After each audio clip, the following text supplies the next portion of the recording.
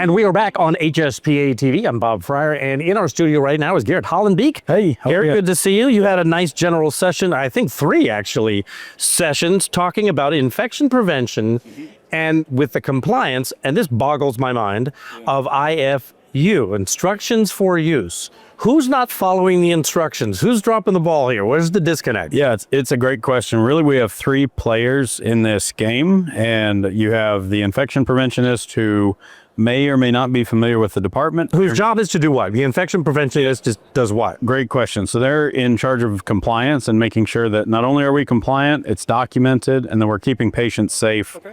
We get to see the whole, and in my role as an infection preventionist, we get to see the whole thing from surveillance to pre-admission testing. And there's some variability on how familiar the IP or the infection preventionist may be on what the requirements of the IFU are.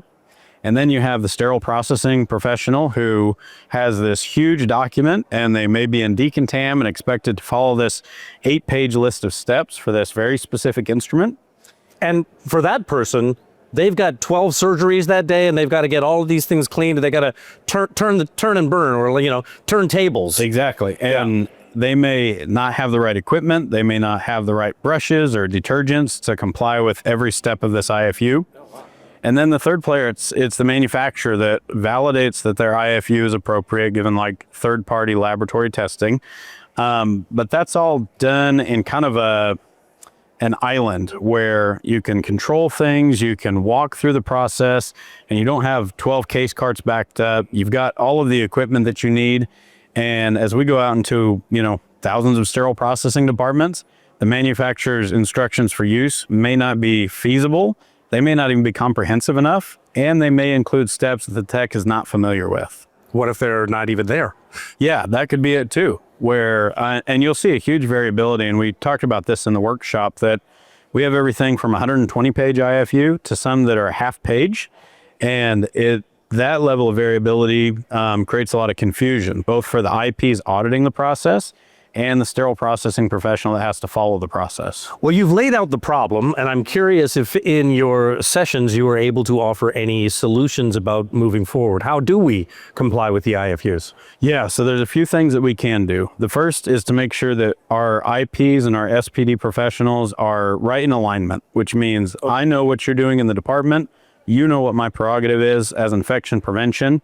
And if a new capital request comes through that says, we're going to bring this new shiny machine in, that we have the utilities to use it. And the education. And that if we bring a new instrument in, I'm not missing the key piece of equipment. Maybe it's a lumen flushing gun, or maybe it's a sterilizer with a specific cycle.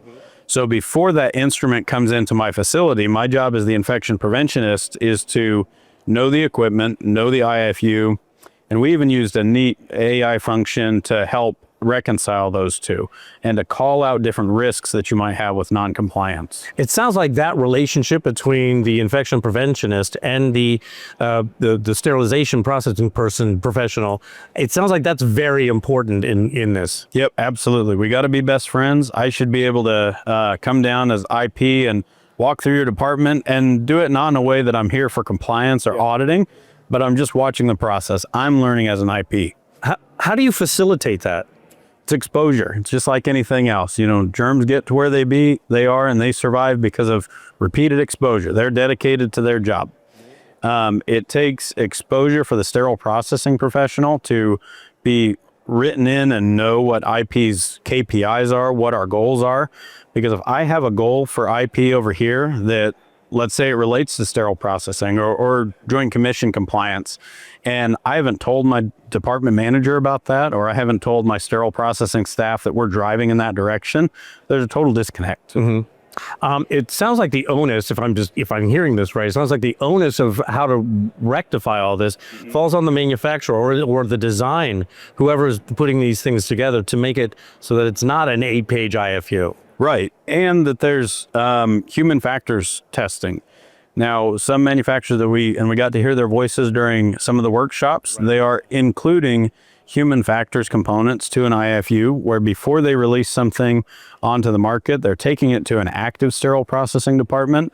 They're observing things in a controlled way, and they're making sure that what I'm doing, it's like that example of, write a recipe for a peanut butter and jelly sandwich. Right. Well, it's simple until I have to document every step. Sure.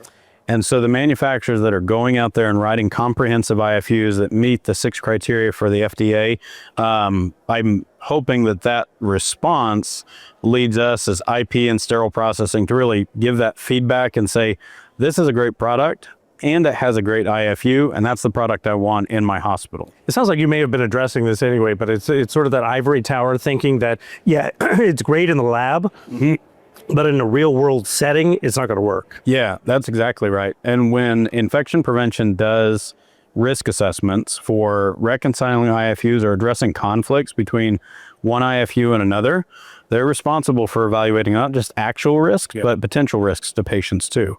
So we have to stretch that out and say, under the worst case scenario, how could this potentially impact or infect a patient? Garrett, good to talk to you, my friend. Thank you very much. All righty. Appreciate it. And we will be back on HSPA TV.